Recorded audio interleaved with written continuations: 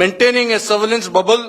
Friends, आप सुन रहे हैं और इस प्रेस कॉन्फ्रेंस से कई बात इस वक्त स्पष्ट हो गई है। इस वक्त हमारे साथ खास मेहमान जुड़ गए हैं। रिटायर्ड स्क्वाड्रन लीडर वारलिन पवार जी इस वक्त हमारे साथ है। मैम, स्वागत है आपका लाइफ टाइम्स पर। Thank you so much.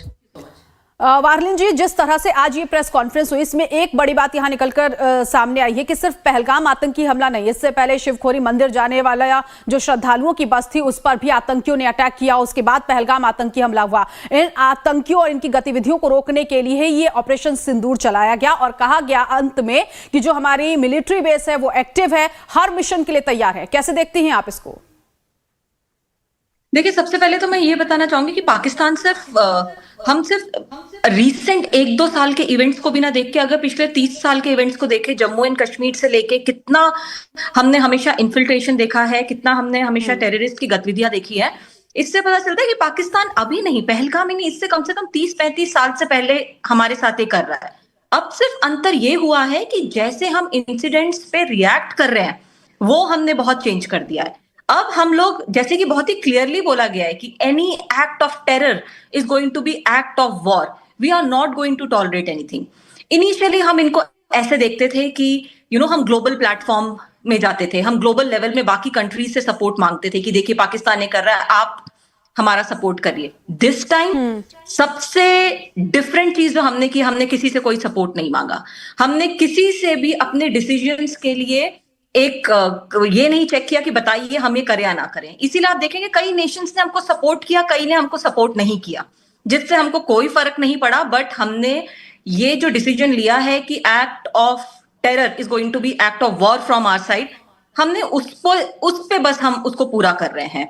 और पाकिस्तान, इवन आप पिछले एक हफ्ते में देखिए कि उन्होंने जिस तरह के प्रोपेगेंडा, जिस तरह का इंफॉर्मेशन वॉरफेयर, जैसे अभी आपने ब्रीफिंग में भी सुना, उन्होंने एक वर्ड यूज किया, इंफॉर्मेशन वॉरफेयर।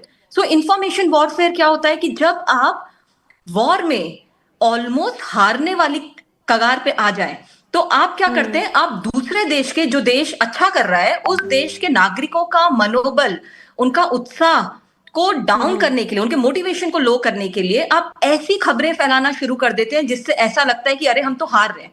जैसे ऐसी खबरें हमारे सामने क्या क्या आई थी, उन्होंने कहा था कि बठिंडा में हमारा एक एयरबेस है, उन्होंने कहा हमने उसको पूर्ण रूप से हमने उसको डैमेज कर दिया है।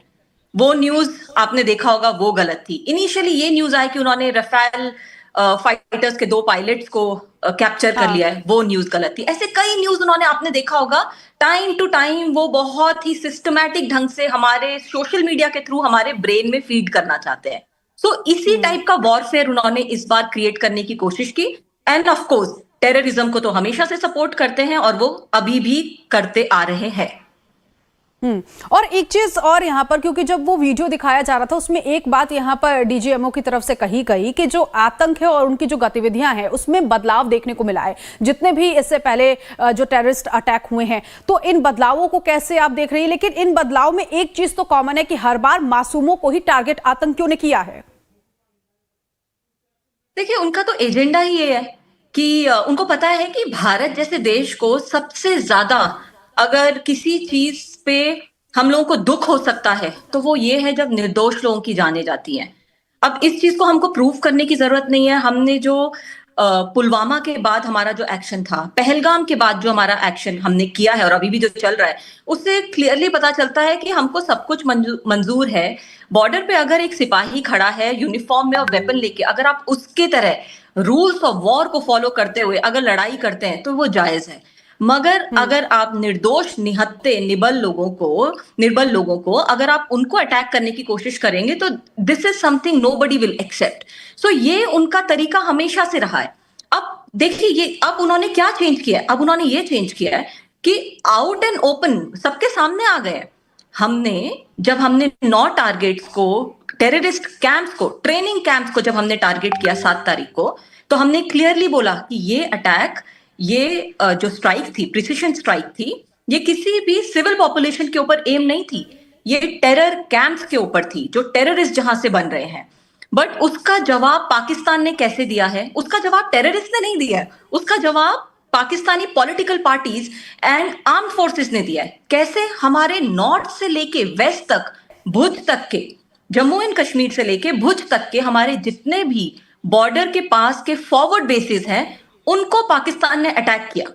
इससे क्लियरली पता चलता है कि कितना terrorism and Pakistani government and arm forces कितना हाथ में हाथ डाल के साथ में चल रहे हैं। ठीक है, मैं आती हूं आपके पास, आगे भी आपसे चर्चा करेंगे। डिफेंस एक्सपर्ट वारलिन पवार जी हमारे साथ लगातार बनी हुई हैं, जिनसे समझने की कोशिश करेंगे कि हम हर मिशन के लिए तो तैयार हैं, लेकिन अब हालात किस तरह के हो रहे हैं। जिस तरह से सीज फायर समझौते के बाद पाकिस्तान की तरफ से ड्रोन और मिसाइल अटैक किया गया, उसे भी नाकाम कर दिया गया भारत की तरफ से। इस खबर पर नजर बनी हुई है, आप बने रहिए लाइफ टाइम्स के साथ।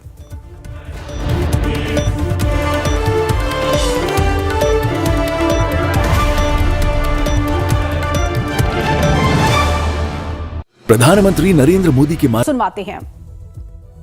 The fleet operates as a composite force, maintaining a surveillance bubble at extended ranges using advanced radars.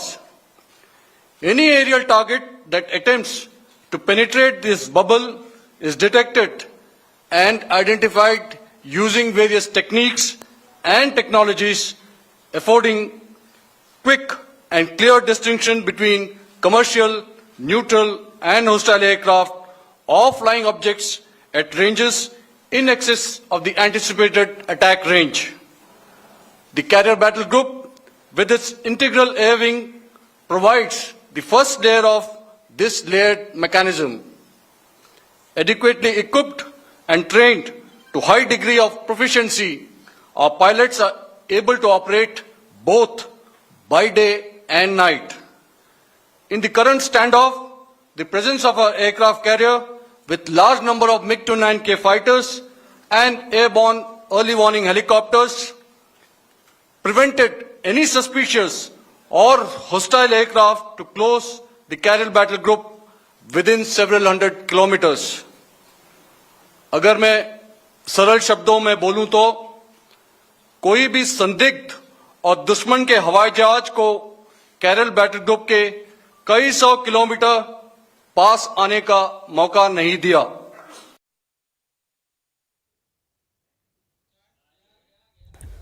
तो ये प्रेस कॉन्फ्रेंस आपने सुनी, जिसमें भारत का जो एडवांस वेपन है इसे भेजना नामुमकिन था पाकिस्तान के लिए, उसके आतंकवादियों के लिए, और इसके साथ ही साथ ये भी बताया गया कि किस तरह से बीएसएफ एक्टिव रहा, इंडियन आर्मी फोर्स इस वक्त एक्टिव है।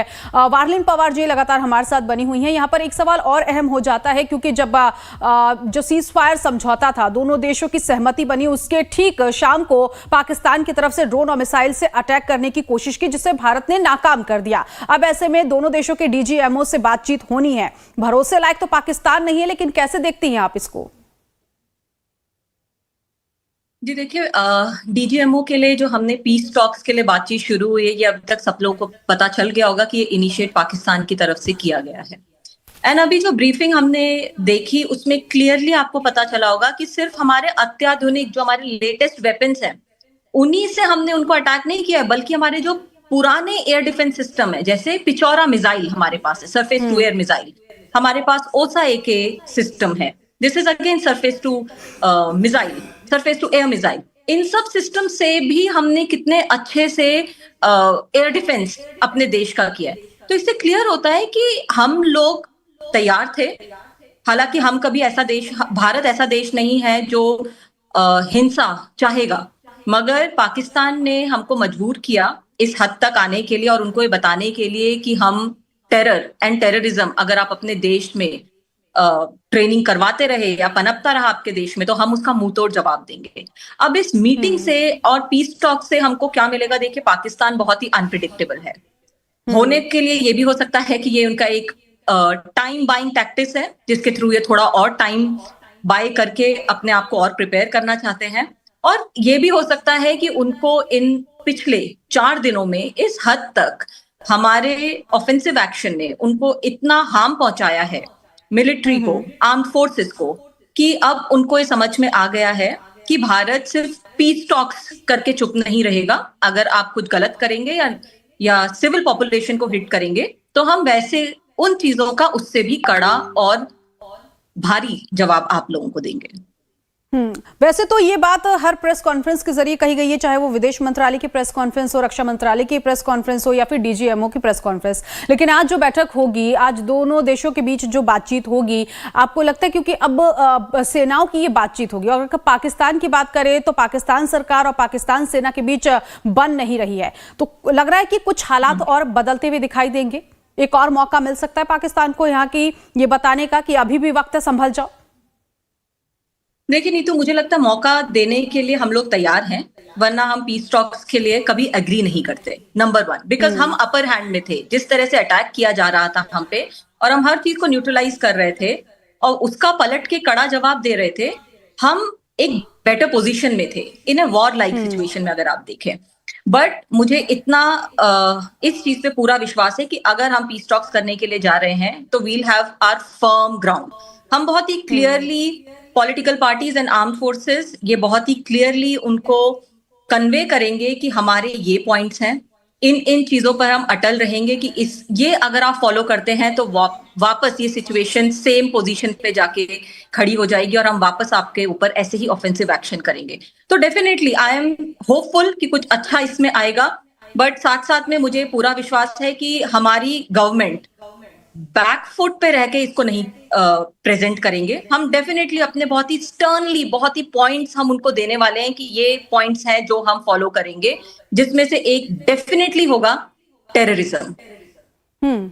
बिल्कुल, लेकिन एक चीज यहाँ पर, और जिस तरह से अमेरिकी राष्ट्रपति डोनाल्ड ट्रंप ने भी कहा कि दोनों देशों के बीच बातचीत हुई और सोशल मीडिया पोस्ट के जरिए उन्होंने कहा कि दोनों देशों ने सीज फायर समझौते को लेकर सहमति बन गई है। ऐसे में आज की ये बातचीत इस तरफ भी होगी कि जो दूसरे देश, अगर हालात नहीं बदल रही हैं, दूसरे देश जो समझाने की पाकिस्तान को कोशिश कर रहे हैं, दुनिया में तो किरकिरी हो रही है, लेकिन आज के बाद अगर डीजीएमओ की ये बातचीत दोनों देशों की हो रही है तो यहाँ पर इम्पैक्ट तो और ज्यादा दूसरे देशों को भी पड़ेगा कि उन्होंने तो यहाँ पर पूरी कोशिश की लेकिन पाकिस्तान सुधरा नहीं। जी बिल्कुल नीतू, देखिए ये न्यूज पीस टॉक की एंड सीज फायर की न्यूज हमारे कंट्री में हमारे ऑफिशियल चैनल्स में अनाउंस करने से पहले आपने देखा होगा कि मिस्टर डोनाल्ड ट्रंप ने इसको अनाउंस कर दिया था। तो it is a question on his credibility also. अगर कल के दिन पाकिस्तान फिर अपने सेम पोजीशन पे जाता है और सेम अपने जितने भी उनके प्रोपेगेंडाज है उनको फिर से हाईलाइट करना शुरू करता है और टेररिज्म को सपोर्ट करता है, अटैक करने की कोशिश करता है, तो वो एक तरह से यूएस को भी जो उन्होंने स्टेटमेंट दी है उसको भी नकार रहे हैं। सो डेफिनेटली बाकी सारे नेशन भी उनके अगेंस्ट जाने ही वाले हैं। बट मुझे लगता है आज के पाकिस्तान को देख के कि थोड़ा उनके बीच की यूनिटी टूट चुकी है ना। आप देखिए जिस तरह के कमेंट्स उनके डिफेंस मिनिस्टर आए दिन करते रहते हैं, जिस तरह के सीज फायर होने के बाद भी आपने देखा होगा जम्मू एंड कश्मीर के साइड फायरिंग होती रही। रात में कई ऐसे इंसिडेंट हुए जहां पे आर्मी ने रिपोर्ट किया कि उनके ऊपर कांस्टेंट फायरिंग हो रही है, एयरफोर्स ने रिपोर्ट किया कि उनके ऊपर भी कई तरह के अटैक हुए हैं। सो इससे पता चलता है कि उनके बीच एक तालमेल नहीं रहा है। अब पॉलिटिकल पार्टीज एंड मिलिट्री के बीच में आपस में ही उनका काफी यूनिटी टूट चुकी है। सो ये सारी चीजें बताती हैं कि देश पूरा कितना ही अनस्टेबल हो गया है, आर्थिक तौर पर भी एंड डिसीजन मेकिंग में भी। हालांकि उसकी तरफ अगर आप भारत को देखो तो जो भी डिसीजन हमने पिछले 5-6 दिनों में लिया है, हमारी पार्टीज के बीच में कितनी भी अनबन हो, आपने देखा होगा संसद में हमारी पार्टीज के बीच में कितनी अनबन होती है, हम कितने सारे चीजों पे डिसएग्रीमेंट होता है, मगर इसके ऊपर आप नहीं देखेंगे कि एक भी किसी पॉलिटिकल पार्टी ने, लीडर ने, जो हमारी रूलिंग पार्टी है उसके अगेंस्ट कुछ भी डिसीजन दिया है। सब एकजुट होकर हमने ये डिसीजन लिया है।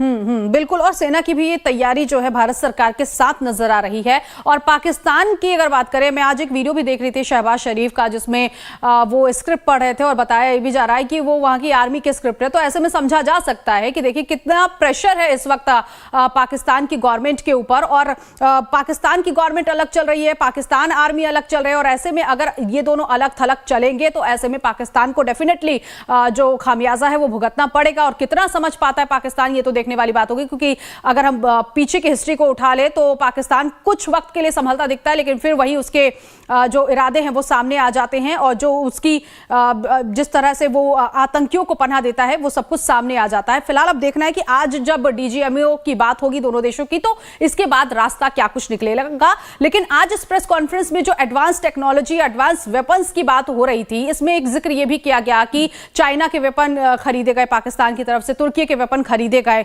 पाकिस्तान को चाइना और तुर्की से मदद मिल रही है। अब तो शायद मुझे लगता है पाकिस्तान यहाँ इसको भले वो नकार दे और मुंह पर ना बोले कि उसे कोई फायदा नहीं हुआ, लेकिन अंदर ही अंदर वो जान रहा है कि चीन से और तुर्की से मदद मिलने के बाद भी कुछ नहीं हो पाया। राइट। देखिए नीतू, मैं ना हमेशा बोलती हूँ कि सिर्फ ऐसा नहीं है कि किसी के हाथ में अगर आपने एक अच्छा सिस्टम दे दिया है ना, उस सिस्टम को एक्सप्लॉइट करना भी आना चाहिए। सो मैं इसका एग्जांपल आपको भारतीय सेना एंड पाकिस्तानी सेना के बीच का देती हूँ कि जब भी हमारा पीस टाइम होता है, आप कह रहे हैं यहाँ पर कि वेपन दे दिया लेकिन चलाना पाकिस्तान को नहीं आता। बिल्कुल, आप देखिए ना कितने कितने ड्रोन्स का अटैक हुआ, कितना ज्यादा, मगर किस तरह से, क्या वो कोई हमको हार्म पहुंचा पाए हैं? और ऐसा सिर्फ तभी होता है नीतू, जब आप वेपन है आपके पास बट आप टैक्टिकली उसको यूज नहीं कर रहे, जब आपने उसकी स्ट्रैटेजी को सही नहीं रखा है। आप देखिए, हमने जब 22 अप्रैल को जब पहलगाम में ये निर्मम हत्या की गई लोगों की, उसके बाद हमने कोई नी जर्क रिएक्शन नहीं लिया। हमने नहीं अगले 4-5 दिनों में कुछ उन पे अटैक किया, हमने कुछ टाइम लिया। उस टाइम के पीछे एक ही रीजन होता है कि फौज अपने उन लोकेशंस पे जाके बैठ जाती है, उन सिस्टम्स के साथ तैयार हो जाती है जो हम सोचते हैं कि अगर हम उन पे कुछ भी एक्शन लेते हैं, उनकी तरफ से अगर कोई एक्शन आता है तो हमें तैयार होना चाहिए। और ये तभी हो सकता है जब आप पीस टाइम में अच्छे से अपनी सेना को ट्रेन करते हैं, और जब आप डिसीजंस जो ले रहे हैं वॉर टाइम में, वो आपके नी जर्क रिएक्शन नहीं होना चाहिए। हमने 7 तारीख की सुबह पाकिस्तान पे पाकिस्तान ऑक्यूपाइड कश्मीर में टेररिस्ट पे प्रिसिशन अटैक किया, बट आप देखिए उसी दिन शाम को पाकिस्तान ने हमारे सारे बेसिस पे अंधाधुंध अपने ड्रोन्स भेजना शुरू कर दिया, बट उससे वो हमको कोई नुकसान नहीं पहुंचा पाए, क्योंकि हम साइकोलॉजिकली, ट्रेनिंग में, स्ट्रैटेजिकली, टैक्टिकली डिसीजंस लेके हम अपने पोस्ट पर, बेसिस में सारी सेना तैयार थी। और यही है कि जब ये सीज फायर समझौता हुआ उसके बाद पाकिस्तान ने जिस तरह से मिसाइल और ड्रोन से अटैक करने की कोशिश की, यहाँ पर भारत जानता है कि पाकिस्तान कहता कुछ और है, करता कुछ और, पीठ में छुरा घोंपने वाली आदत उसकी कभी गई नहीं है, ना जाएगी। तो आज भी जो बातचीत होगी उसके बाद भी भारत तो कह चुका है कि वो हर मिशन के लिए तैयार है। अब देखना ये कि पाकिस्तानी सेना में कितना बदलाव आता है, या बदलाव भी होगा तो कब तक होगा, कितने वक्त तक वो बदलाव होगा। और ये भारत के लिए नहीं, ये बल्कि खुद पाकिस्तान के लिए, क्योंकि जो वहां के नागरिक है वो खुद पाकिस्तान की सरकार से परेशान हो चुकी है, संसद में रो रहे हैं, रोड पर यहां प्रदर्शन किया जा रहा है, बलूचिस्तान में झंडे उखाड़े जा रहे हैं, अलग करने की मांग की जा रही है। बिल्कुल नीतू जी, देखिए डिसीजन जो भी होगा, इतना तो 100% है कि हम पाकिस्तान पे पूरा विश्वास करना भूल चुके हैं। अब हम वो जो मुंह में जो उनका फेस वैल्यू में वो जो बोल रहे हैं और जो एक्चुअल में बैकग्राउंड में हो रहा होता है, उसमें जमीन आसमान का अंतर होता है। इसीलिए हमारी फोर्सेस को, हमको पीस टाइम में या वॉर टाइम के लिए ये ट्रेनिंग दी जाती है कि जब तक, अगर आपको जैसे मैं आपके चैनल के थ्रू सारे जितने भी व्यूअर्स हैं उनको बताना चाहूंगी कि जब बोला जाता है कि सीज फायर हो गया, इसका मतलब ये नहीं कि सारे सैनिक अपने लल पीरियड में आ गए हैं या अपने लोअर स्टेट ऑफ रेडीनेस में आ गए हैं। हम अभी भी सब हायर स्टेट ऑफ रेडीनेस में ही हैं। चाहे आप मिसाइल सिस्टम ले लीजिए, एयरक्राफ्ट ले लीजिए, अभी भी रात को ब्लैकआउट सिस्टम फॉलो किया जा रहा है, सिविल डिफेंस सर्विसेज अभी भी एक्टिव है। सो किसी ने भी उनका वर्ड्स को इतना विश्वास नहीं किया है कि हम बैक सीट पे चले जाएं और ये सोचें कि अब कुछ नहीं होगा और हम उन पे विश्वास कर सकते हैं। आज की डेट में भी अगर पाकिस्तान हम पे ऐसा कुछ अटैक करने की कोशिश करे जैसा वो पिछले 4-5 दिन से कर रहे थे, आई एम 100% श्योर हमारी ट्रेनिंग और डिसीजन मेकिंग को लेके we are still ready to fight with them with efficiency। बिल्कुल। और ऐसे में वारलिन जी, क्योंकि देखिए जो पाकिस्तान का डिफेंस इंफ्रास्ट्रक्चर है उसका रूट तो टूट चुका है। आपको क्या लग रहा है आने वाले 5 साल में, एक तो पहले ही वो कर्ज ले चुका है, इस बोझ तले वो दब चुका है, ऐसे में ये जो डिफेंस इंफ्रास्ट्रक्चर उसका है, इस रूट को तो वो मेरे ख्याल से 5 साल भी हो जाएगा तब भी इसे स्ट्रॉन्ग नहीं कर पाएगा वो। जी बिल्कुल बिल्कुल, वॉर हमेशा किसी भी कंट्री को इकोनॉमिकली बहुत पीछे ले जाती है। आपका उसमें इतना पैसा लगता है, जो आप मिसाइल सिस्टम्स जो यूज करते हैं, इनके जैसे HQ-9 जो बहुत ही लेटेस्ट इनका एयर डिफेंस सिस्टम था, उसको अटैक किया गया, रनवेज को अटैक किया गया, आपने कल की ब्रीफिंग में देखा होगा, इनके आसपास के एरोड्रोम्स को अटैक किया गया। ये सारी चीजें सबसे पहले तो साइकोलॉजिकली एक देश को बहुत ज्यादा इफेक्ट करती है। कि हमारे लीडर्स, हमारे मिलिट्री लीडर्स, हमारे पॉलिटिकल लीडर्स इतनी बड़ी बड़ी बातें कर रहे थे, बट जैसे ही मौका आया, वॉर तो हमने डिक्लेयर भी नहीं किया था नीतू, ये वॉर लाइक सिचुएशन थी, उसको भी वो सस्टेन नहीं कर पाए। तो इसी से एक देश की सक्षमता का पता चलता है कि आप अगर आप पे कोई ऑफेंसिव एक्शन ले रहा है, आप कितने दिन उसको सस्टेन कर पाते हैं, उससे पता चलता है कि आपकी तैयारी कैसी है। आपका सवाल जो आपने पूछा कि कितना इनको टाइम लगेगा वापस आने में, वो तो बहुत ही ज्यादा टाइम लगेगा actually, if you ask me, उसका कोई सर्टेन पीरियड नहीं है, बिकॉज दैट डिपेंड्स मेरे ख्याल से वार्लिन जी, अगर budget. टाइम लगता भी है, लेकिन जिस तरह से एडवांस टेक्नोलॉजी, एडवांस वेपन हो रहे हैं, उसको तो शायद पाकिस्तान खरीद भी नहीं पाए, क्योंकि वो पहले से ही कर्ज के तले दबा हुआ है। डेफिनेटली, आप देखिए कोई भी देश जो इनको पीछे पीछे चुपके से इनका हेल्प करना चाहते हैं, उसमें भी एक चीज हमेशा याद रखिए कि हेल्प करेंगे, वो अपने एकदम लेटेस्ट सिस्टम इनको नहीं दे देंगे। जैसे आप देखिए चाइना का JF-17 जो जहाज है, वो इनके पास है, बट चाइना खुद उस जहाज को कितना उड़ाता है ना?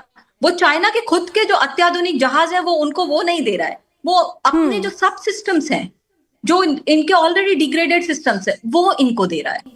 सो अगर आप किसी से मदद मांगने की सोच रहे हैं, तो कोई भी अपना प्राइम एसेट आपको नहीं दे देगा, राइट? बिल्कुल। और चाहे कोई आपको प्राइम एसेट दे भी दे, जैसे मैं आपको पहले बता रही थी, एक उसके साथ उसको युद्ध में यूज करने की एक निपुणता होनी चाहिए, एक ट्रेनिंग होनी चाहिए, एक उसको यूज करने का एक टैक्टिकल एक डिसीजन मेकिंग होता है कि कहाँ पे किससे कैसे अटैक किया जाए।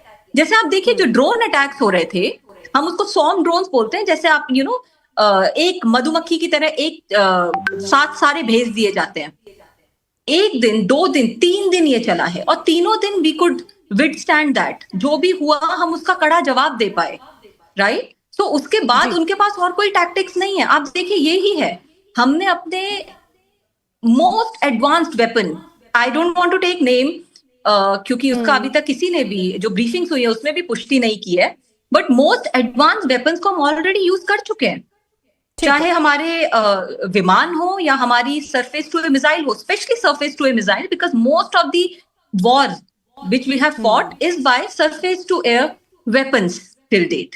आप जैसे S-400 को देखिए, आकाश सिस्टम है, सबने अपना अपना क्रेडिबिलिटी को प्रूव कर दिया है कि कितना अच्छा सिस्टम है ये। एंड आप एक बहुत ही इंटरेस्टिंग फैक्ट मैं आपको बताती हूँ कि हमारा S-400 सिस्टम जो है, ये बहुत ही लेटेस्ट सिस्टम है जो हमने लिया है। बिल्कुल बिल्कुल, सुदर्शन चक्र जिसे कहा जाता है, ये कहीं कोई वॉर टेस्टेड नहीं है इंडिया में। हमने सिर्फ इसको एक्सरसाइजेज में और पीस टाइम एक्सरसाइजेज में, जो हम नियर वॉर का जो रियल टाइम सिनेरियो क्रिएट करते हैं, हमने उसमें बस उसमें ट्रेनिंग ली है, एंड उसमें ये देखा है कि उसको अगर कल के दिन ऐसी सिचुएशन हो तो हम उसको कैसे यूज करेंगे। That speaks a lot about motivation of the armed forces that we have. ठीक है, बहुत शुक्रिया वार्लिन जी, आप हमारे साथ जुड़ी और ये बताने और समझाने की कोशिश की कि देखिए पाकिस्तान का जो डिफेंस सिस्टम है वो तबाह हो चुका है, इंफ्रास्ट्रक्चर उसका तबाह हो चुका है। ऐसे में पाकिस्तान के साथ जब आज DGMO स्तर पर बात होगी तो क्या आगे निकल कर आएगा, इस पर भी नजर बनी हुई। फिलहाल शुरुआत करेंगे लाइव एक्सप्रेस खबरों की।